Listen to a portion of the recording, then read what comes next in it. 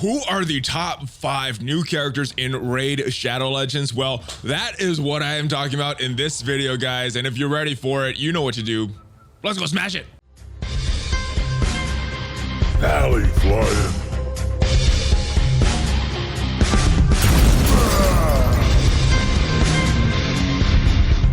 What is up, Valley Maniacs? ValleyFlyin here. I am back. Welcome to the channel. So I have gotten some pretty decent champions in my account since the last time we talked about Raid Shadow Legends. So in this video, I am talking about the top 5 new characters that I just got in my account since the last time we talked. And yes, I do want to give a big shout out to the sponsor of this video, Raid Shadow Legends. All right, but before we get to the countdown, I do want to let you know that if you are a brand new player, have not played Raid yet, you are in luck, guys, because if you use the link in the description to download Raid, you're going to get the hookup from the folks over at Raid. In your account, you're going to get 100,000 silver, an energy refill, a 1-day experience booster, and the free rare champion Executioner.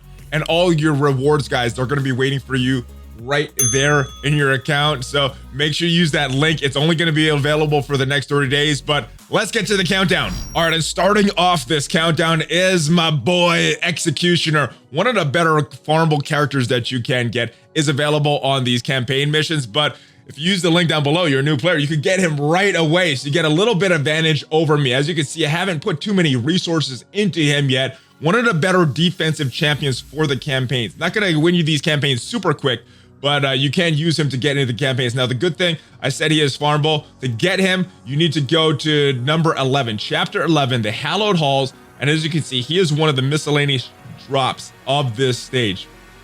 From what I've heard, it's about a 1% drop rate of getting these champions, these rare champions here. But it took me a little while, but very, very happy once I did get him in my account, and I will show you why. Like I said, he's a defensive champion, but he is very good for the campaigns. There's a bunch of other modes that he's really, really good for, and let me show you his skills real quick and talk about why he is so good. He has Shield Bash. It's a 1 enemy attack. It has a 15% chance of placing a stun debuff on an enemy for 1 turn. So very, very good for a basic skill. Tumult is his main special skills, attacking all enemies, so big AoE attack, decreasing the turn meter by 20%, which is good. Has a 50% chance of placing a 15% speed debuff for 2 turns, and this chance goes up as you start to level this skill, so very, very strong. Not a huge damage dealer, as you're probably noticing right now, because you're getting some damage here from the AoE attack, but the main thing, you're reducing the turn meter, and you're getting a decreased speed debuff. And Shiltron, this is his this is what really makes Executioner, in my opinion. Very good move. 30% chance of a 30% increased defense buff for Executioner, and a counterattack buff for 3 turns. Once you ascend a skill, it's a 60% increased defense buff for Executioner, and you're still getting that counterattack for 3 turns. And this cooldown goes down, so it is a 5-turn cooldown. So very, very good skill as you start to level this skill up. So yes, Executioner, one of the better characters that you can get. You could get him from that link down below, or you could get him on chapter 11, that Hallowed Halls. So Executioner, very, very good champion, and I am happy that he's in my account. Gonna build him after a few other champions though, because there's some better champions that I got. Let's move on to Warmaiden, and in my opinion, this is the best farmable character that you could get. Kind of like Executioner, you could get her as a drop, as a miscellaneous drop in a stage. Now, Executioner was on chapter 11. Warmaiden, we're going to go to chapter 9 to get her. And if we go to the campaigns in chapter 9, you can see that one of the miscellaneous drops right here is Warmaiden. So, in my opinion, like I said, she is the best farmable character in this game. And we will, not just one that you could get through these shards, but yes, very, very good. And let's see what makes her so good. Let's take a look at her kit right here. Her skills: ferocious attack. It is attacking 1 enemy, and it has a 30% chance of placing a 2.5 poison debuff for the turn. The damage goes up as you start to level this skill. Good skill. Opportunity Strike is another good skill. It's attacking 1 enemy. 50% chance increase attack buff on this champion. places an extra hit if this attack is critical. So this is a champion that if you pull her and get her in your account, you want to load her up with this crit rate kind of gear. This attack, the extra hit cannot be critical, but if the first one is critical, yeah, you get that extra hit. So crit rate really helps her. But what really makes her so awesome is this one right here, Crumbling Blast. It's an AoE attack, 75% chance of placing a 30% decreased defense debuff on the enemies for 2 turns. So yes, you could pair her with some damage dealers, especially some AoE attack damage dealers, and they will do some big damage. As you ascend a skill, it goes to the big one. So it's a 60% decreased defense debuff for 2 turns. The chance of placing that goes up to 100% as you start to level the skill. The cooldown goes down, 3-turn cooldown, 100% chance of placing a 60% decreased defense debuff on your enemies, all of the enemies for 2 turns. That is huge. This is a very, very big move, and this is why she is one of the best characters in the game. You could use her for a lot of things. You might not be getting the damage from her in particular, but very good for campaigns, very good for arena, the arena offense, arena defense. A lot of the dungeons she is very good in as well, and a lot of the potion getting stages as well. So Warmaiden, very, very good character. And those are 2 very good characters that you don't need a lot of luck on, because you can start to farm their missions every day. It's not just from those ancient shards or those void shards, things like that. All right, so shifting over to some non-farmable characters. This is a character that I actually pulled through the shard opening and was very happy when I got this character, because she is capable of some huge damage numbers. If we look at her skills right here, she has a 25% increased chance of inflicting a critical hit, and she has that not just for her basic, she has that for her special as well, also for her other skills. So all of her skills, 25% chance of increasing a critical hit. So you don't need that increased crit rate for her. She has 25% chance on all of her skills. So if you're building up her crit rate, only need to take it up to 75 for this character, because yeah, very, very good crit rate on her. Now, she's going to do an AoE attack with her basic, still has that increased crit chance. She's going to do a single target attack, still has that crit chance as well. But the interesting thing about this, it's going to ignore 75% of the target's defense, and you could add Savage Gear for her, increasing that by 25%, which means that you're ignoring 100% of the target's defense. This is why you could do some really, really huge damage moves with her, especially that single target attacks, which is why she's really good for arena, things like that. So Infused Arrow, very good skill. 3-turn cooldown, so very low cooldown as well, and as you increase his skill, just increases damage. Soulbound Shot, this is a single target attack as well. As you ascend this skill, 75% chance of fully depleting target's turn meter. So very, very big skill right here. Not only do you have big damage with the Infused Arrow, you have chance of taking off turn meter, and this chance goes up to 100% as you fully level this skill. So very strong character right here, and you're getting increased crit rate in all battles for all allies by 12%. So very, very good synergized aura skills. So very good character. If you manage to pull her, I would recommend building her, unless you're like me and have some other characters that you also pulled that are very worthy of getting built up as well. So yes, very good character though, and very useful in many game modes. Next character I want to talk about is a character that's a little harder to pull, and this was one I was super excited when I got this character. It is Coldheart, one of the best rares that you could get in your account.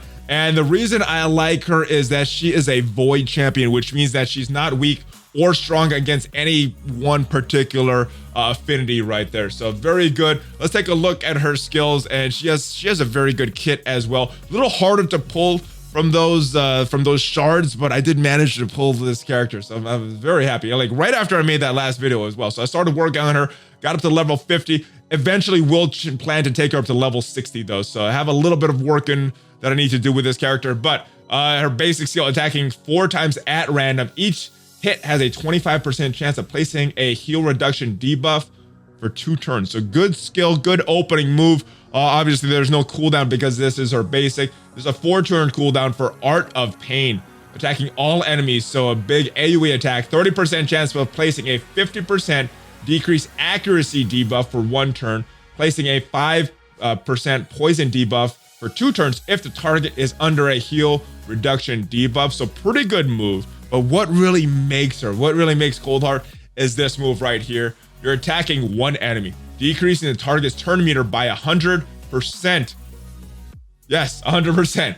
If it has an extra 30% chance of increasing a critical hit, so increased crit rate on this, damage increases according to enemy max HP. So this is very big. As you start to get to harder and harder enemies that have more and more max HP, that damage is going up. So it's based on the enemy max HP and your attack. So this can be a very, very big move. Plus you're decreasing the turn meter by 100%.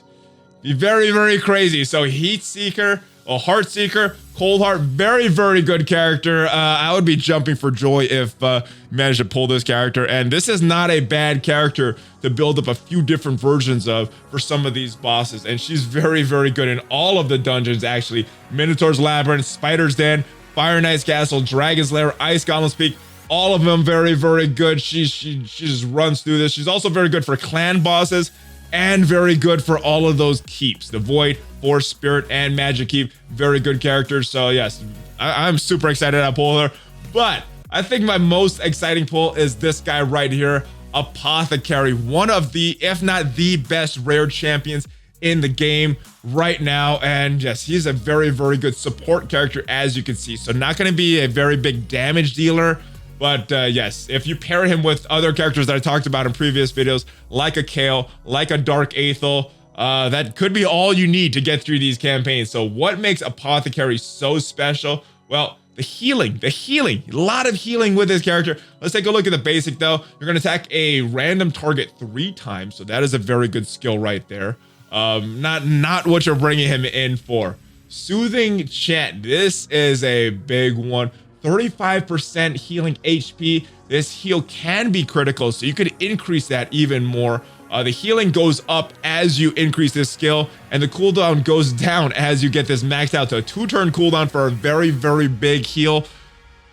Very good skill, very good skill. This is why Apothecary is one of the best rares in the game. Boon of Speed, this is another very good move. 30% speed buff on all allies for 2 turns.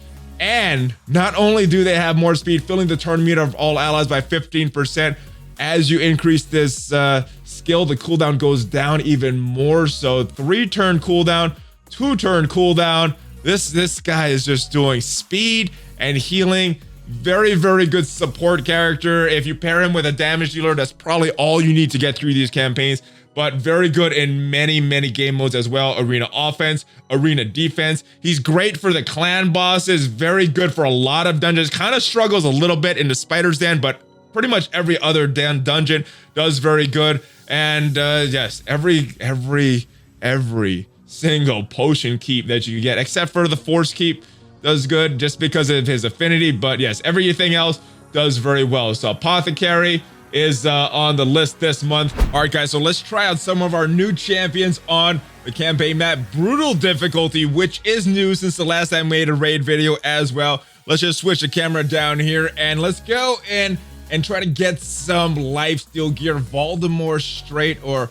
Voldemar Strait is where we get this stuff. And I need some boots. I need some speedy boots on my lifesteal gear. So let's go to stage 6 here in attempts to try to get some gear. So we got Apothecary, who needs some leveling, probably going to take him up to level 60, like I said. Coldheart also needs to get another star on her. Using our main, one of our best champions from last time, Kale. And then this is just the champion that I'm trying to level to sacrifice for some things. So let's take these guys in. Let's see how well they auto this. This was pretty hard to do without Apothecary. He is one of my newer champions. And as you can see, Kale doing the damage right there. That sacrifice champion is looking like he is going to die very, very soon. Doing very little damage from Apothecary, but he is not there for the damage. He is there for the turn meter, and he is there for the healing. Oh, looking to get their way through. Apothecary looking a little in trouble as far as health, but bringing a lot of damage from Coldheart.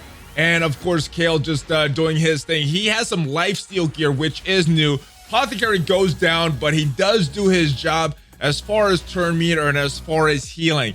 Kale looking like he's very in good shape. He has 2 AoE attacks, and he does have that lifesteal gear, gaining some health back. There he goes, 1 enemy and just that 1 left, and boom, nice job. So we actually don't get any gear here. We get this we get some of these mystery shards here, but yes, almost getting these guys up level, but they did make a difference in that battle, especially some of the heals and the turn meter that we got from Apothecary. So good stuff there, and Coldheart, of course, for her damage. So those are the champions, and as you can see, they are helping me in battle on that brutal difficulty, guys. So those are my top 5 champions that I managed to get this month. Again, Apothecary, very good character. If you manage to get him, I would build him as one of your top support characters.